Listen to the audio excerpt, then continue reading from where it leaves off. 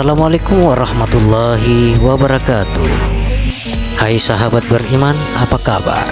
Kami selalu mendoakan untuk sahabat beriman semoga sehat selalu dan tentunya selalu di bawah lindungan Allah Subhanahu wa Ta'ala. Selamat datang kembali di Pagala Channel. Video kali ini kami akan membahas tentang siapa sosok penghancur Ka'bah pada akhir zaman kelak. Kehancuran Ka'bah menjadi tanda-tanda terakhir mendekati hari kiamat. Kehancuran tersebut dilakukan oleh suatu bangsa tertentu agar umat Islam tidak lagi dapat menunaikan ibadah haji. Ketika ibadah haji tidak lagi dapat ditunaikan, keadaan itulah yang menjadi salah satu tanda dekatnya hari kiamat. Rasulullah Shallallahu Alaihi Wasallam pernah bersabda dalam satu hadis yang diriwayatkan dari Abu Sa'id Al-Khudri radhiyallahu anhu, hari kiamat tidak akan terjadi sebelum Ka'bah ini tidak lagi didatangi orang untuk menunaikan ibadah haji. Hadis riwayat Hakim dan Abu Ya'la. Lantas, siapakah sosok penghancur Ka'bah pada akhir zaman nanti?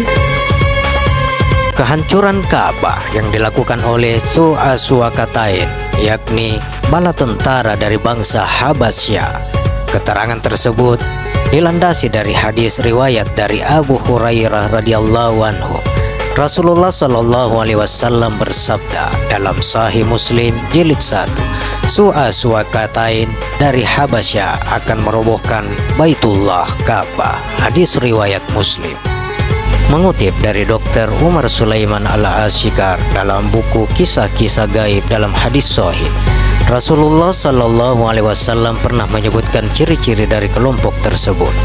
Dikatakan bahwa pemimpinnya berkulit hitam, berlangkah lebar, bagian ubun-ubunnya tidak berambut, ada kebongkokan pada bagian tangannya, dan kedua paha saling berjauhan satu sama lain. Selain itu, diceritakan bahwa Su'asuwakatain memiliki betis yang kecil.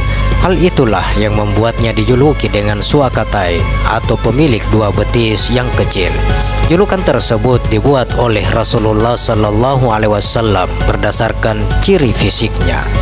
Satu riwayat hadis dari Abdullah bin Amru mengatakan bagaimana Su'asuwakatain menghancurkan Ka'bah dengan merampas perhiasan Ka'bah, melepas kain penutup Ka'bah atau kiswa, hingga merusak Ka'bah dengan cangkul dan sekopnya.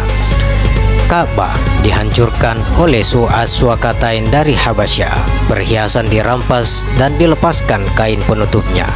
Seakan-akan aku melihat kepala botak dan bengkok tulang-tulang persendiannya. Ia menghantam Ka'bah dengan cangkul dan sekopnya. Hadis riwayat Ahmad. Isnad hadis di atas disebut jayyid dan kuat. Pasalnya, keterangan di atas diperkuat oleh sabda Rasulullah Shallallahu Alaihi Wasallam yang dinukil dalam kitab hadis Abu Daud pada bab An-Nahyu An-Tahyid Al-Habasyah. Diceritakan bahwa sekelompok tersebut juga berhasil mengeluarkan harta terpendam yang ada di Ka'bah. Biarkanlah orang-orang Habasyah sebagaimana mereka membiarkan kalian. Sesungguhnya hanya Su'asuwakatain dari Habasyah yang akan mengeluarkan harta simpanan Ka'bah. Hadis riwayat Abu Dawud. Kemunculan pertama Su'asuwakatain terjadi pada masa Nabi Isa alaihissalam dan kemudian diutus kembali ke bumi pasca kebinasaan Ya'juj dan Ma'juj untuk menghancurkan Ka'bah. Meski demikian, setelah kebinasaan Ya'juj dan Ma'juj, manusia sempat mendapatkan ketenteraman dan kelimpahan rezeki kembali.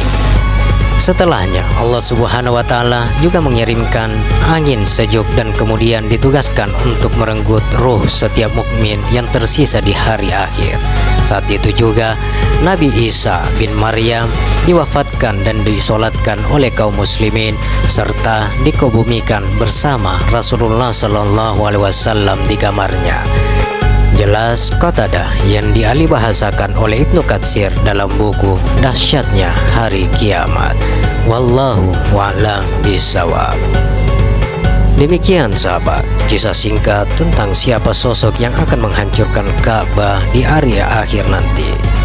Semoga kisah tadi bermanfaat dan bisa menambah pengetahuan kita tentang sejarah Islam.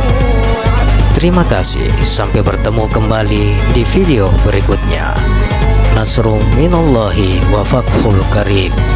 Wassalamualaikum warahmatullahi wabarakatuh.